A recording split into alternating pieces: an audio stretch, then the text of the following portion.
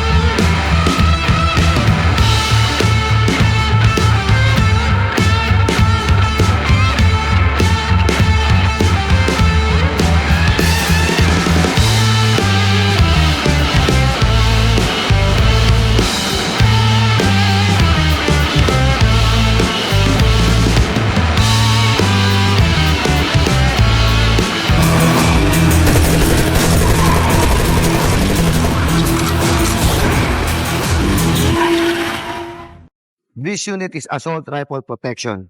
So let's check inside the vehicle kung ano yung mga ginawa nila. If you can see, no, yung ating pong pintuan, sa lagi ating pong binabanggit, magang po siyang buksan. Ayan po.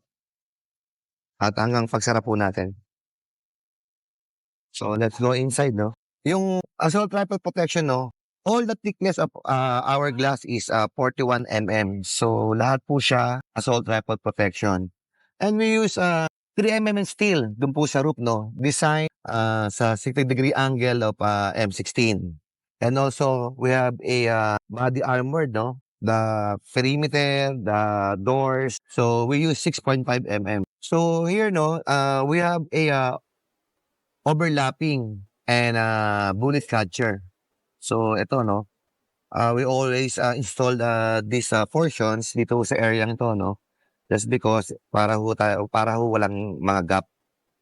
So, dito, no, this area, if you can see, no, even dito po sa ating side mirror area, meron ho tayong armor plate. So, wala ho talaga tayong magiging gap na pwedeng lusutan ng bala. And also, yung ating pong hinges, hindi po ito reinforced. Fabricated po talaga siya.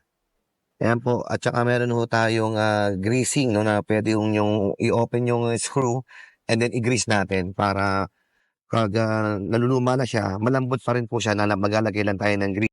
Also, we have strap po, no? Ito naman po, the use of strap is protection po. When you open the door, no, hindi ho siya magdidire-diretso na para ho ma-stress yung ating hinges.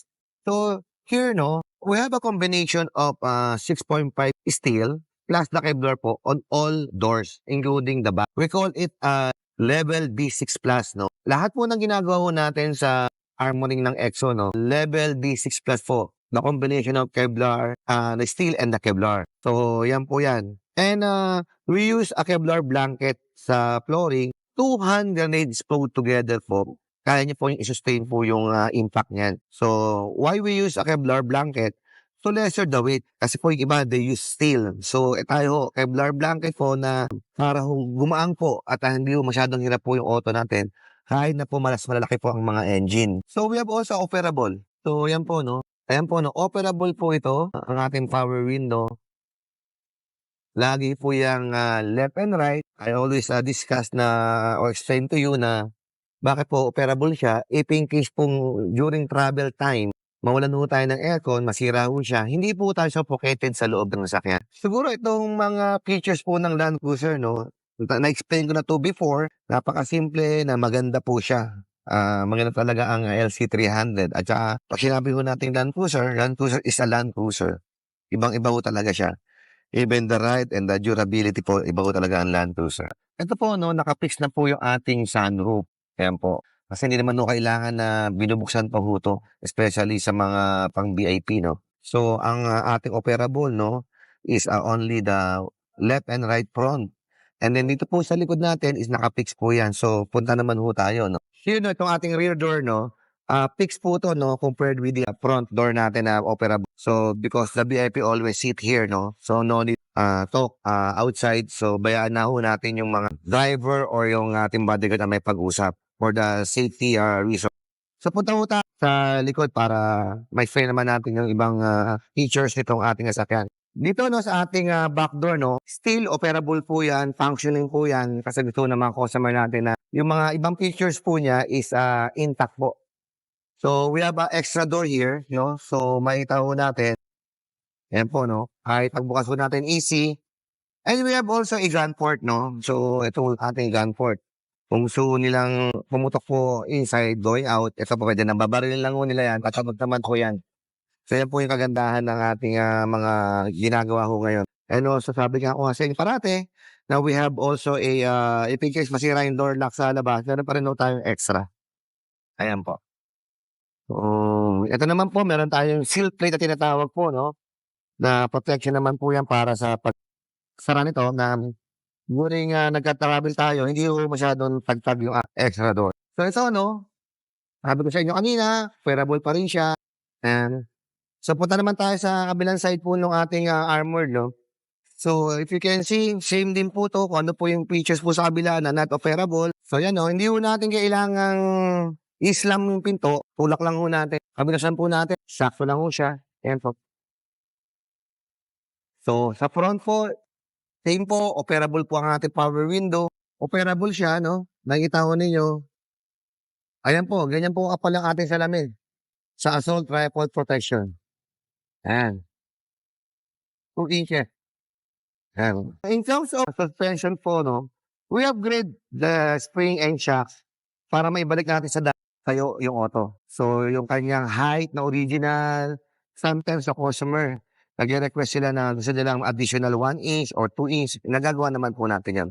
And dito, no, sa ating pong mga tires, meron po tayo ditong run flat tires na tinatawag. You can run up to 50 kilometers depende sa road condition. Lahat po ng tires natin meron pong run flat, including the spare tire. In terms of brake pad naman po, no, we replace the brake pad na pang racing. Although malakas na po ang preno ng LC300, but still, gusto natin mag-upgrade pa na mas malakas pa na pang racing. So let's go to the engine bay area. So no, sa engine bay area po, no, lagi po natin nilalagyan ng protection ang ating computer back, fuse back, and also the battery, no.